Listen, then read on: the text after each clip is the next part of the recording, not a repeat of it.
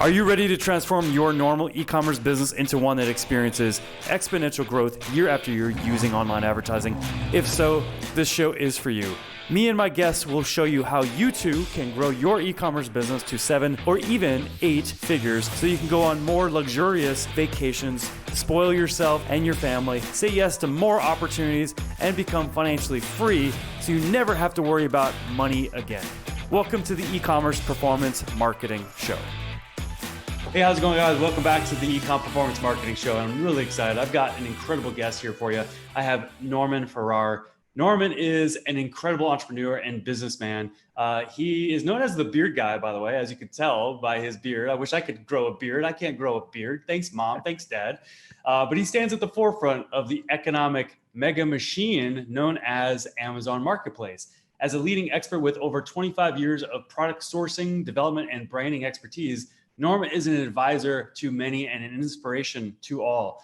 Throughout his career, he has worked with big brands, including Mercedes, Coke, Dell, Microsoft, Target, Hershey, 20th Century Fox, Molson's, Cadbury, and a wide variety of emerging businesses that are celebrating sudden escalation in profitability and sales as a result of taking action on his advice and proven methods. So he's got a lot of value he's going to provide in today's episode. I'm really stoked to have him. So let's welcome him. Norman, welcome to the show. Hey, thank you. How you doing? I'm doing great. Yeah, just getting ready for this nice cold winter season up here in Canada. Man, I'm in Phoenix, Arizona. We're just getting out of the hot season. You guys have that, that cold season that you somewhat fear or just, you just get through basically. And we get the hot season, we just get through as well. So it's just funny how we have opposite climates where we're at. Yeah, but you know what? I'll take that hot all day long. When this snow comes, I don't go outside. Yeah, I hear you, man. But you know what? That's probably great for productivity, just being able to be in a cave and just, heads down and get your work done, and I mean, I love the snow. As long as there's a mountain nearby, I'm good. Yeah, you know what's really weird? Everybody, like this whole COVID thing, everybody talks about it, but it's been so incredible for us to be actually sitting down, thinking, and not, I love going out to events and going to conferences and networking, but the ability for us just to sit down with our team and to come up with some really cool things, it's been a real advantage just being able to sit at home for, 6, 7, 8 months. Yeah, absolutely. I really love how this year, events, traveling, just all the logistics that goes into that and all the effort and the time that gets sucked into that, that hasn't happened this year. And I miss it. I miss going out to events and traveling and seeing people and seeing different places. But it's also been really good for just staying heads down and just being focused. And like you said, collaborating with, team members and clients and things like that, in a virtual setting. Right. Yeah. 100% agree. Yeah. Well, I'd love to hear your origin story, and I'm sure the audience would love to as well. How'd you get started in e-commerce? Oh gosh. It was actually, this is actually a really cool story. And I haven't told this part of it before, but if I go back, this is back in the 90s. I was doing promotional marketing for a large Canadian company, a Fortune 500 company. And one day I was traveling down to San Jose and I noticed everybody was in a really horrible mood. And I was out with their VP of purchasing. And it turned out that they were all in a bad mood because all their non-contracted employees were having, were not getting paid. They had 180 to 200 and some odd days of payment. And this drove these contractors nuts. So over lunch, I said, well, why don't you allow me to pay these contractors for you? And I'll give me 5% and 90 days, I'll pay the contractors. Mm-hmm. All of a sudden, for one of these huge Fortune 500 companies, my company became their purchasing agent for non-contracted suppliers. Well, I got to see everybody. Well, one day I was asked by the company if I would put together a website that would put their dealers' names onto pens and cups and all this other stuff. I had no idea how to do it. So the people that I've been paying loved me because they were getting paid in 90 days. I called them and said, hey, I need help. Can you build a website for me? I don't even know what the hell this internet thing is. So they did. And then all of a sudden I became known way back like 95 for building websites, and other people came to us for that. And Nice. it all started there. And then I got into sourcing. I had a sourcing company. We opened up, this is a family business, but we opened up 2 factories in Taiwan. It went really well. This is about 20 years ago, before anybody really was going over there, which led us to a fulfillment center in Canada and US, and Canada and US, which led to specialty packaging, which led. I mean, you name it, in that end of the arena, I've been involved with it. And then Amazon came around. So everything I needed was there. Yeah, so you had a good baseline, like from your web development experience, which obviously was design, development, and project management, things like that. And then also sourcing and supply chain, with your family business. And then you got into Amazon. Like, how did that happen? This is crazy. And if this guy's listening, oh God. Anyway, I was at an event, I think it was ASM 4. And I heard this doctor from Ireland talking, and he was saying that he doesn't understand, he understands how to sell, but he didn't understand everything about it. He didn't understand business, the SOPs, exit strategy. I mean, he wanted to build a business. And I overheard him, and he said, oh, if I could only beat the S&P. And I just walked over and I said, I can do that for you. And that's how it started. I didn't even have my brand. Didn't have a brand. I just said, I can do this for you. And he gave me like a whack of cash. I got him going. I built up his first company. And then word kind of got out there, and more companies, not so much were giving me cash to build a complete business for them, but they wanted me to manage their brands. And so that's how it started. And then I thought, well, I'll put a brand up, or 2 or 3. And so I started, building my own brands. But kind of, because e-commerce, business in general is business in general. I mean, when you look at marketing, there's tons of shiny objects, but when you come down to the basics of marketing, it's exactly the same across every platform. And that's what I was hoping was going to happen. So, and then, now it's, every day, like, we have people on the team that are researching updates, and we've got to know, like, what is happening with this crazy, company we call Amazon. It's a love-hate relationship. So you do have to be on Amazon to understand Amazon. Yeah, for sure. Yeah, I have yet to do a whole lot on Amazon. The only thing I've done is sell my 2 books on Amazon. But that's it. So like, I'm definitely a novice, like many people listening or watching, this episode when it comes to Amazon. So now I know what you're doing currently. It sounds like you're running your own brands, right? And do you still have a service element as well? Yeah. So I've got 4 or 5 businesses, and the whole concept is vertical integration. So the Amazon brands, we build brands, or we take them on to Amazon. We build SOPs if you're a smaller company, and we can actually work with your exit strategy. We'll tap into some other sources for that. But then I have a sourcing and logistics company that also takes care of 3PLs in China, inspections, even trademarks in China.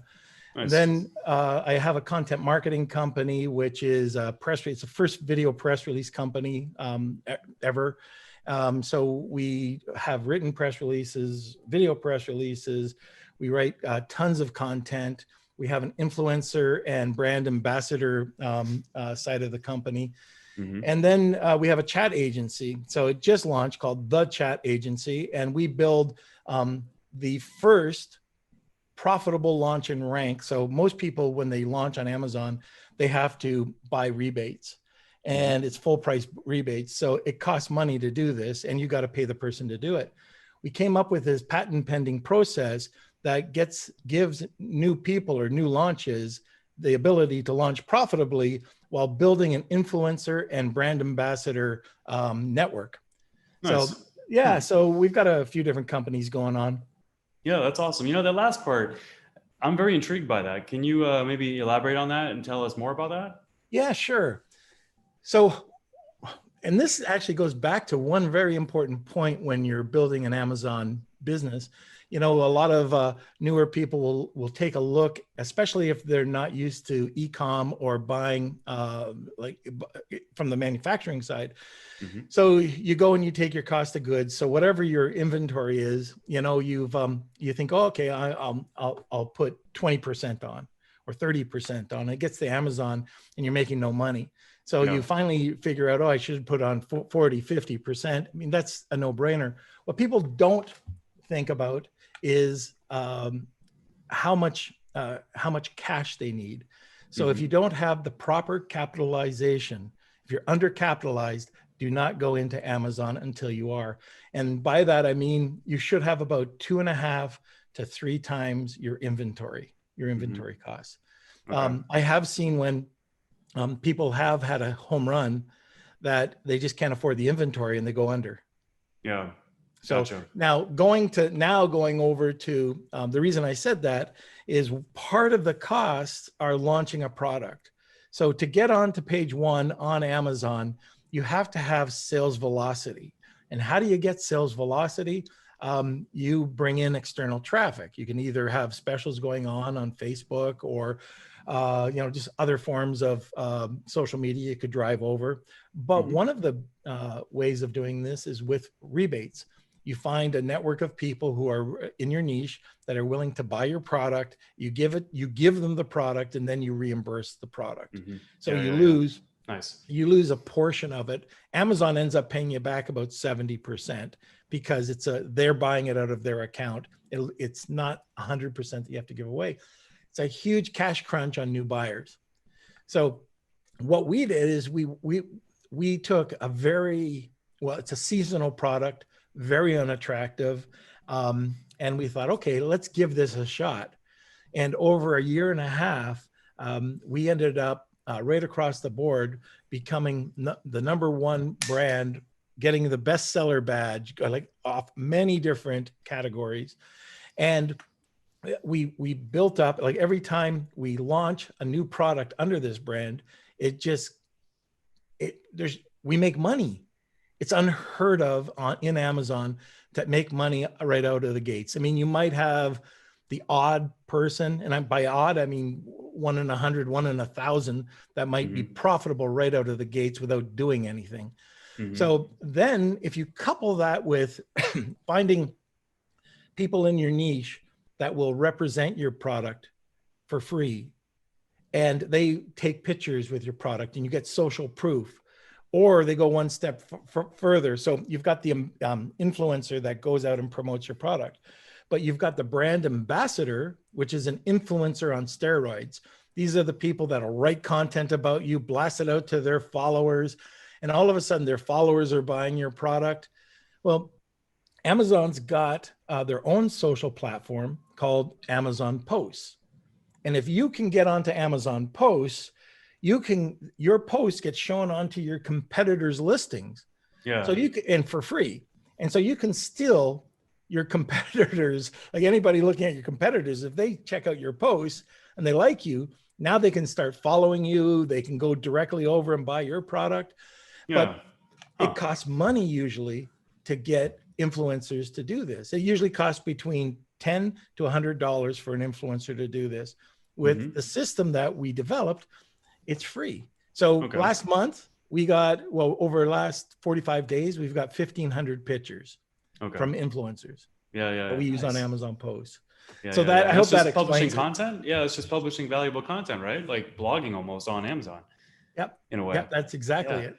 That's very similar to one of the pillars of my ARM5 formula, which is primarily like a digital advertising methodology, essentially, for maximizing ROI from digital ads. Because we use content marketing in the ad accounts that we manage at the agency, or my coaching clients in my ARM5 Formula Accelerator also use content marketing to be able to acquire clicks and views cost effectively. So this way they can bring in traffic very cost effectively and really build the top of their funnel, which is going to help them down the funnel too.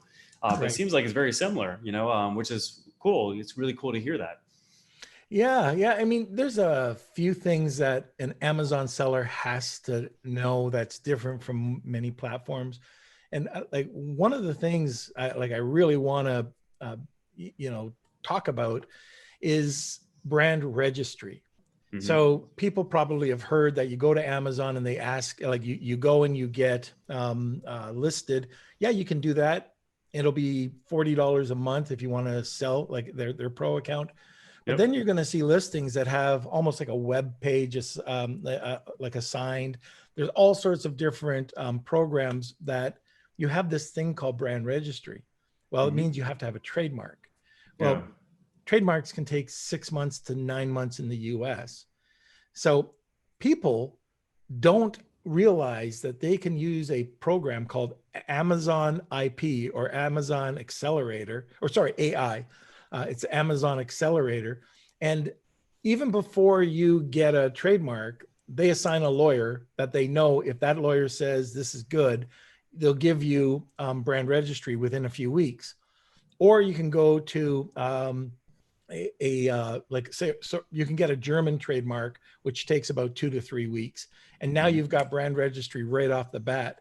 So if you're Yeah. trying to get into Friday, like Black Friday sales, and you want brand registry, I would be like flying in and getting that, whatever it costs, and it's not that expensive. It's like Yeah. $800 in Germany, Nice. $2,500 in the US. Okay. Yeah. I mean, that's not bad. Yeah, I hear you. Cool. That's awesome. So, some questions that I've got for you. So, Yeah. when it comes to like Amazon, like what's been your biggest success to date? And what were some of the strategies that kind of led to that success as well? It was an afterthought that is probably the biggest success. And I'm going to use one of the brands that we're working with. Okay. So we were able to steer the brand away from the manufacturer, and they thought that they had it. They thought that they understood negotiating in China, and that is probably for me the biggest thing that I can see is a game changer.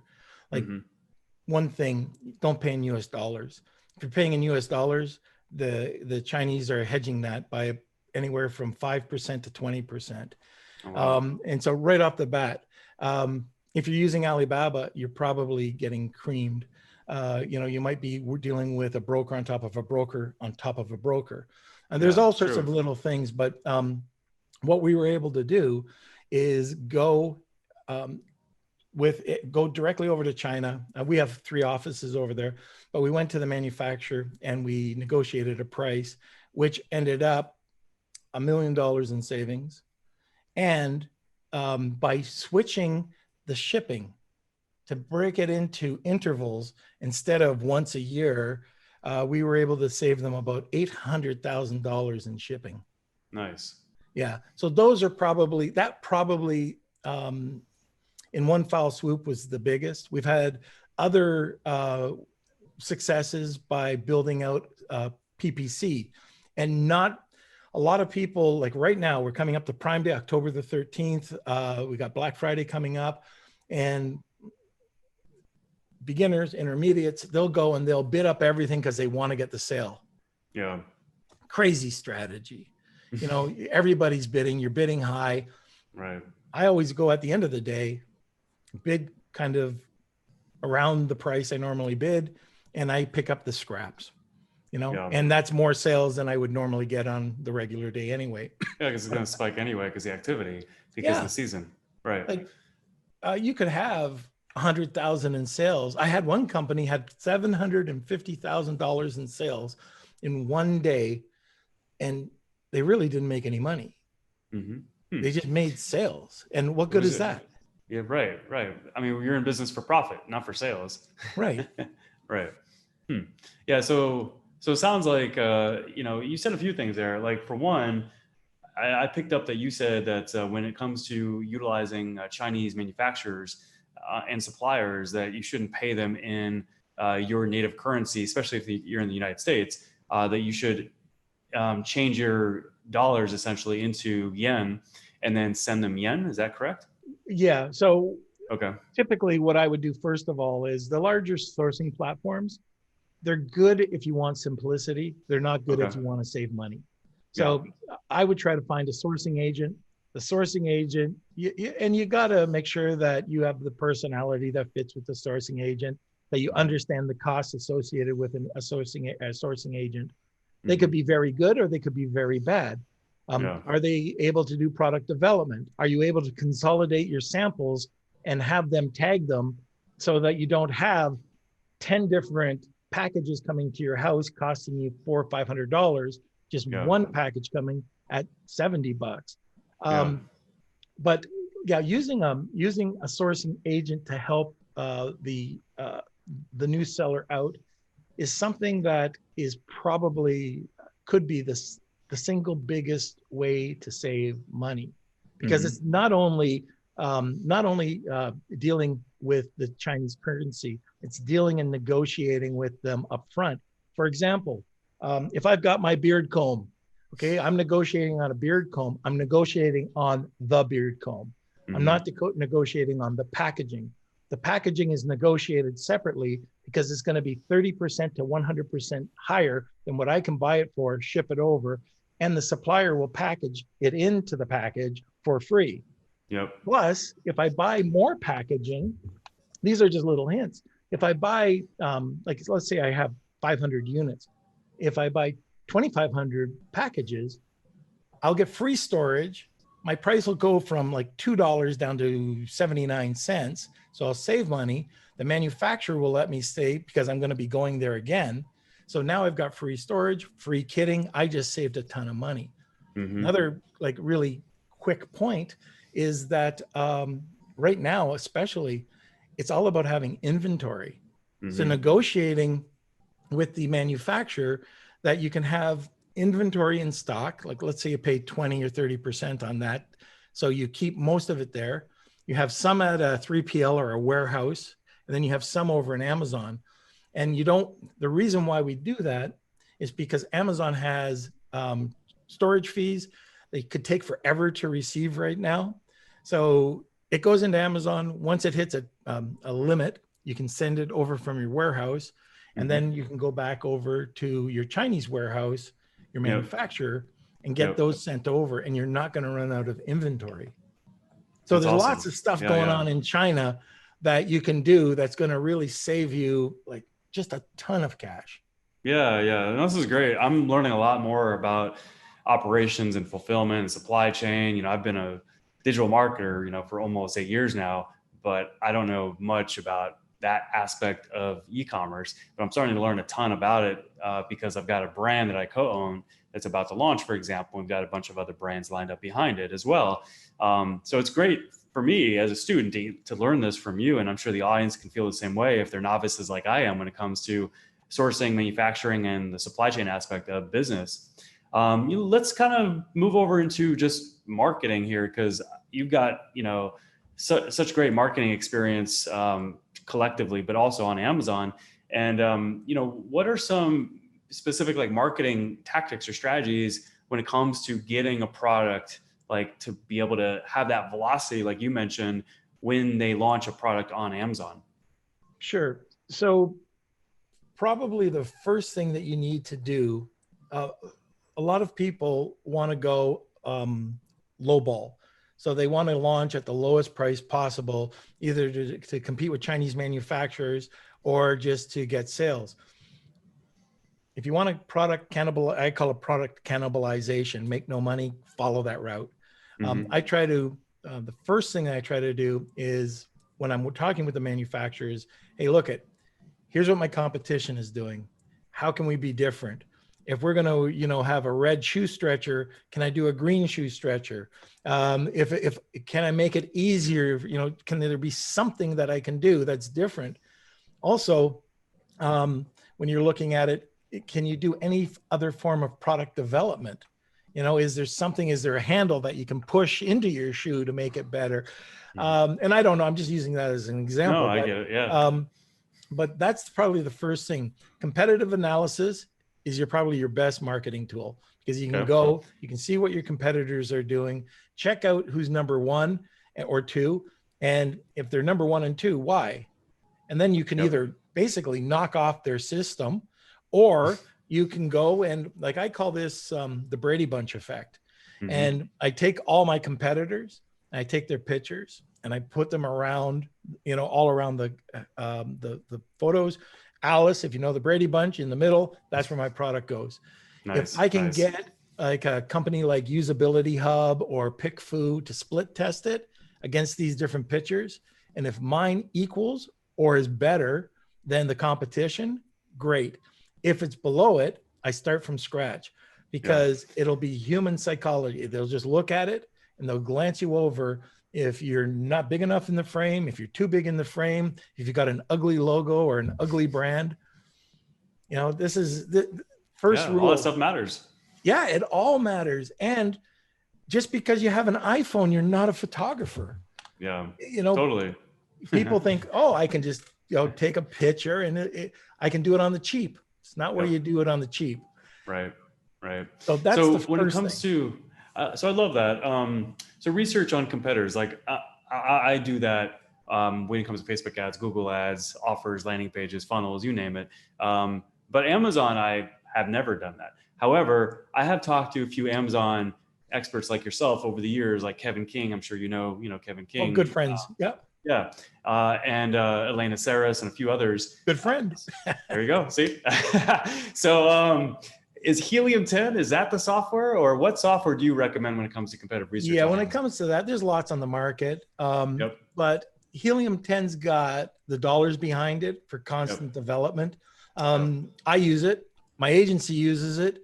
That would be the one I would use. I mean, they've got the first thing that they have is you got your keyword research. Well, the first thing they have is a Chrome extension. I believe it's free, and you can do market analysis just to see, how much revenue, how many reviews they have, what the average cost is, and that's the first thing. The second part to it is they have like a keyword research tool. They have something that helps take those keywords to develop the title and bullet points. Nice. And then what I love is when I want to do reverse research on my competitors, they have something called Cerebro. And you take different competitors' ASINs, which is their SKU, and it'll rip them apart, show you the keywords, and then you can see and use those keywords in your campaign. And it tells you the amount of giveaways. However, those giveaways, full purchase buys, I usually use about 30%. I don't use the full. But Helium, well, there you go. Helium 10. There's the shirt. Yep. Nice. Awesome. Yeah. I mean, I did a full breakdown of how to use Helium 10 a few years ago with Kevin. In a summit interview. I was hosting a summit. So I really got exposed to Helium 10 back then. This was like late 2017. And I saw how awesome of a software was back then. And I'm sure it's improved even since then, obviously, 3 years later. So, so it's great to hear that Helium 10 is still like the leader when it comes to competitive research on Amazon. Yeah. What they haven't done is just sit on their butts. Yeah. It's nice to see that they're constantly improving, and if there's suggestions, they're being really thought about. Like it's their team is looking at every suggestion, and if it fits in, they make it happen. Yeah, that's great. Well, that's awesome, man. Well, I want to be respectful of your time, and I know we're getting close to the end of our interview here. So what I'd like to do is I'd like to go into our bonus round. It's kind of a fun way to end it, and then I want to really make sure that the audience knows how to reach out to you and everything that you and your company offers. This way, someone that's watching or listening to this can reach out and, potentially become a client and work with you, because you know your stuff. You're one of the best in the business. And, when it comes to Amazon, it's like you wrote the book on Amazon. So I'd love to, refer people to you because you have so much value and impact you can provide. So with that said, here's the rule of the bonus round. So I'm going to ask you a few questions, and you have to answer each question with only one word. Okay. It's like always my gosh, about the response that I get. Oh. All right. What caused your biggest e-com success to date? Research. Nice. What advice do you have for other e-com business owners? Proper capitalization. Okay. Capitalization. We'll hyphenate that. Okay. No, capitalization. That works. Okay. And then how would you describe yourself? Resilient. Okay. Nice. Love it. And then what do you see in your future? Sleepless.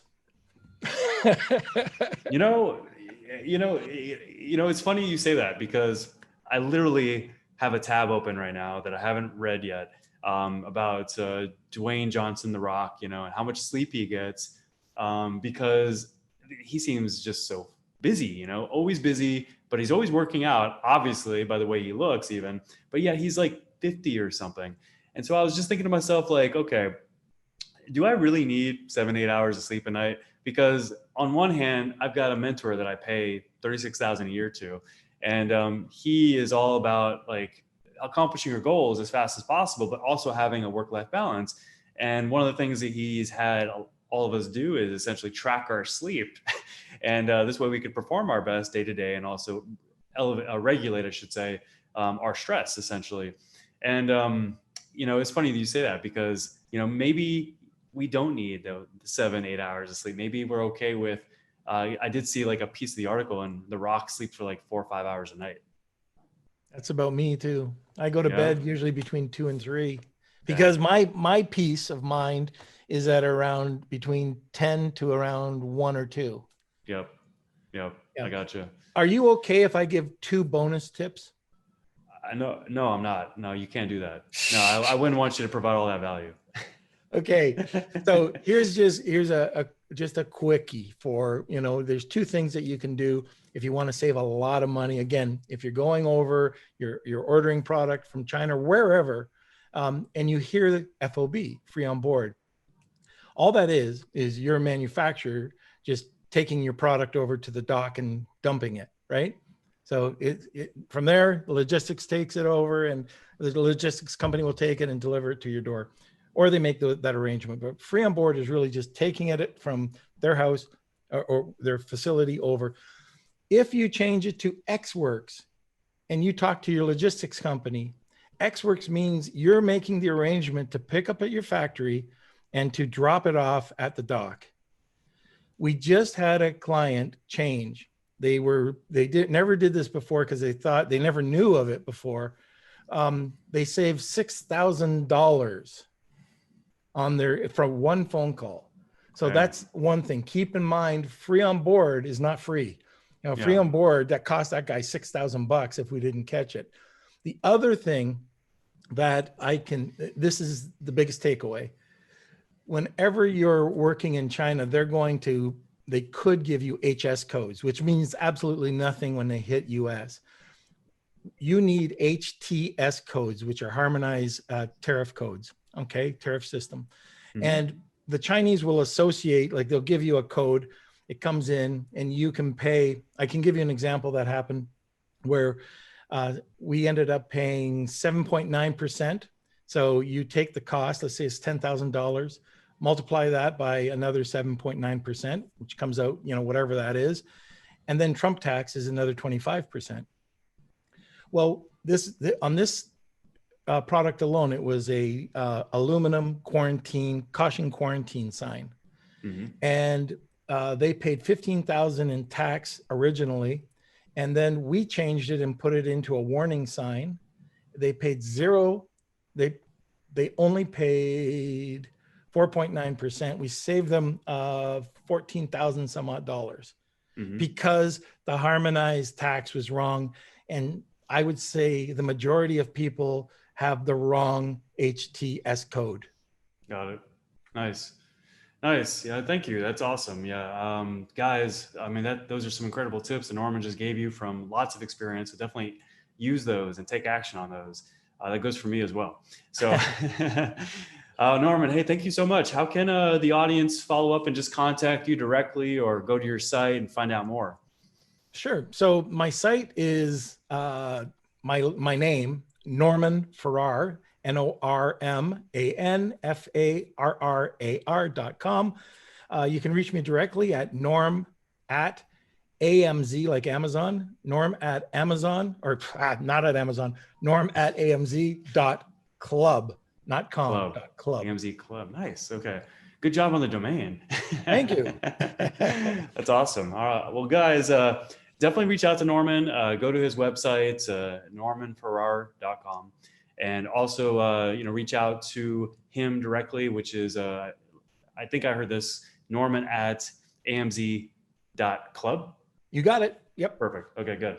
Okay, awesome. All right, guys. So reach out to Norman, especially on help with all things related to Amazon. If you have an e-com brand that you want to add Amazon to, or you want to do a better job on the Amazon channel, he's your guy. Reach out to him.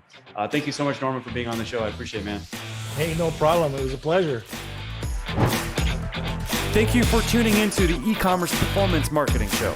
If you enjoyed this episode, be sure to subscribe, like, and comment with a timestamp of your favorite part and share it with a friend. Until our next episode, here's to you and the success of your e-commerce business.